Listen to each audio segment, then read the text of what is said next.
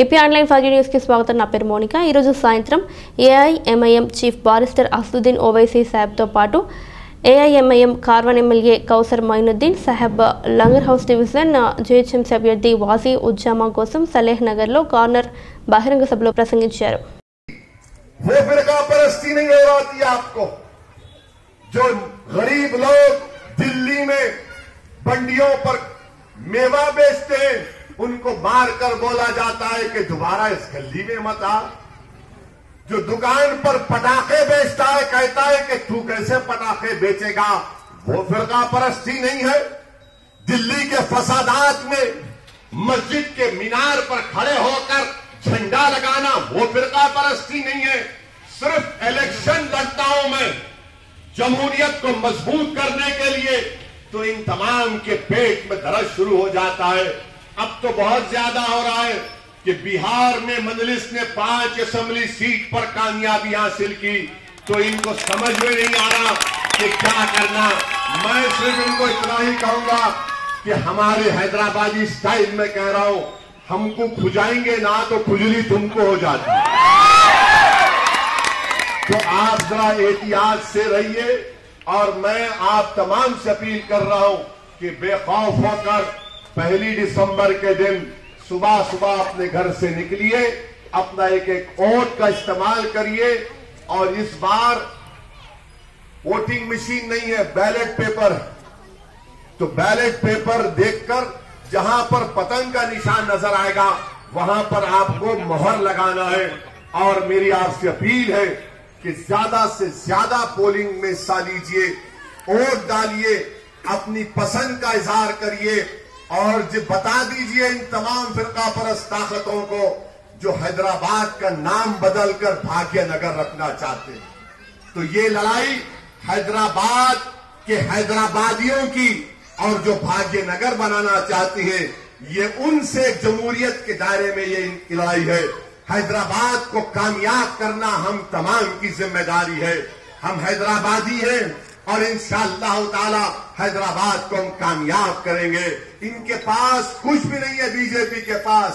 कोई बोलता मैं किले पे आके झंडा लगाऊंगा, कौन रोक रहा बाबा तेरे को? कौन सा झंडा लगाएंगे आप?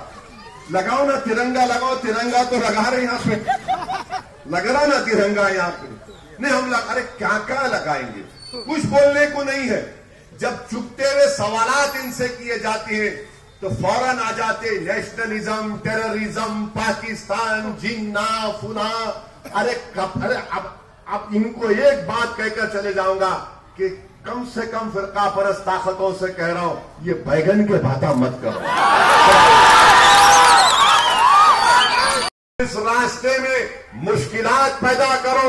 अगर मुझे खाक और खून के दरियाओं से भी गुजरना पड़ा तो याद रखो इल्जाम लगाने वालों, सुन लो मेरी इस बात को, जब तक मेरे जिस्म में एक सांस भी रहेगी मैं मजलिस इत्तेहाद मुस्लिमीन का पैगाम लेकर आगे बढ़ता रहूंगा और मैं ये काम करता रहूंगा।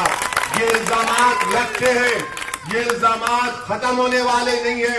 जब बड़े बड़े लोगों को नहीं छोड़ा गया तो असदुद्दीन ओवैसी किस खेत की मूली है।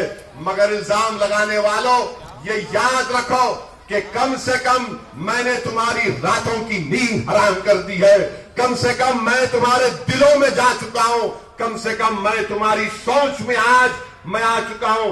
इसीलिए बोखलाहट का शिकार होकर कभी ये बात तो कभी वो बात, कोई बात नहीं। तुम खव्वाल की तरह खव्वाली गाते जाओ, जब मेरा दिल आया मैं तुमको सटके हुए नजराने देता जाऊंगा। मैं रुकने वाला नहीं हूं, मैं रुकने वाला नहीं हूं, ना कोई मजलिस का रुकन रुकने वाला है। और हम पे इल्जाम लगाते फिरका परस्त, फिरका परस्त। अरे कौन सी फिरका परस्ती, कौन सी फिरका परस्ती है? अरे फिरका परस्ती तो ये है कि बीजेपी का एक एमपी नाथूराम, एक नहीं 2 एमपी ने कहा कि नाथूराम गोडसे जिसने महात्मा गांधी को गोली मारकर हलाक कर दिया वो देशभक्त है। गोडसे को देशभक्त।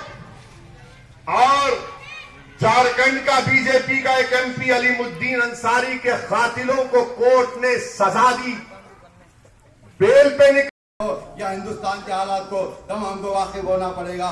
कोई अगर जमात है हिंदुस्तान के अंदर आपके ताल्लुक से, दलितों के ताल्लुक से या क्रिश्चियनों के ताल्लुक से बात करने वाली कोई जमात है तो आपकी जमात वो मेरी जमात के सदर मोहतरम होते हैं। और आप खुद आप देखे होंगे टीवी के जरिए या पेपर के जरिए पढ़े होंगे, पार्लियामेंट के अंदर कोई आवाज उठाता है, हैदराबाद से जाकर हिंदुस्तान की पार्लियामेंट के अंदर बैठकर कोई आवाज उठाने वाली शख्सियत है तो आपकी जमात के, मेरी जमात के सदर मोहतरम होते हैं। मैं आप तमाम से यही होते हुए और खास तौर से मेरी आवाज जहाँ तक पहुँच रही घर में बैठकर सुनने वाली मेरी इज्जत माँ बहनों से गुजारिश करता हूँ, 1 तारीख के दिन आप तमाम घर से निकल कर सुबह 7 बजे से लेकर शाम 5 बजे तक पोलिंग का टाइम है। और बैलेट पेपर से आप तमाम से गुजारिश करता हूं, आपका पार्टी का इम्तियाजी निशान, आपकी जमात के उम्मीदवार का इम्तियाजी निशान पतंग है। पतंग के निशान पर वोट देकर मेरी जमात के उम्मीदवार को कामयाब कराना होगा और सदर मोहतरम के हाथ को मजबूत करना होगा। क्योंकि मैं आज पैदल दौरा कर रहा था लंगोलौस के इलाके के अंदर, मंदुला बस्ती हो या अम्बेडकर नगर हो, वहां पर दौरा कर रहा था।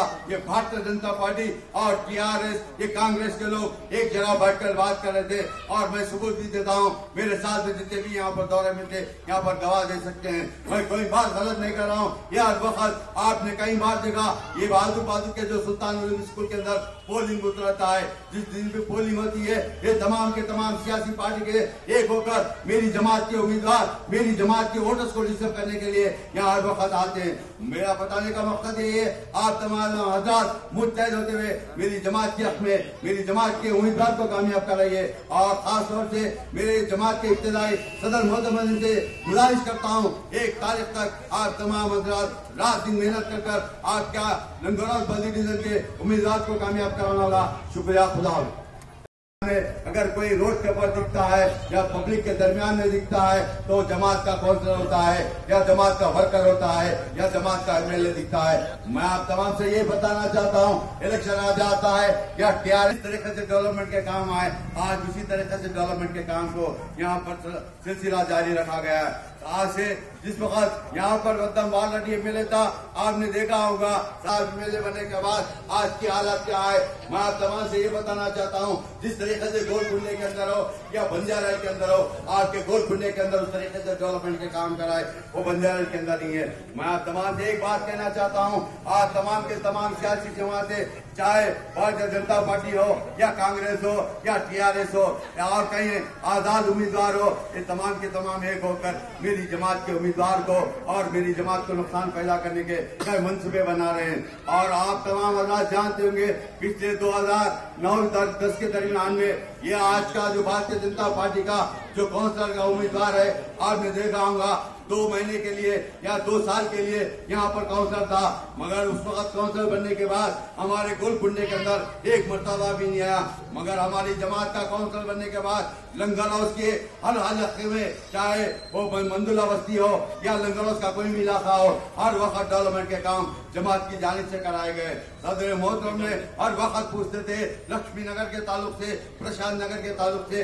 मैं आप तमाम से ये भी बताना चाहता हूँ, आज से 1 महीना कबल जो जिस वक्त बारिश भी थी और खास तौर से लक्ष्मी नगर, मंदुला बस्ती, चाहे प्रशांत नगर हो, उस वक्त बारिश के दरमियान में चंद बस्तियां वहाँ पर मुतासिर हुए थे।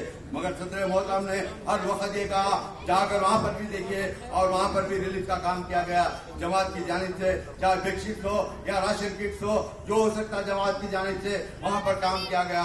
मगर आपको ये बताना चाहता हूँ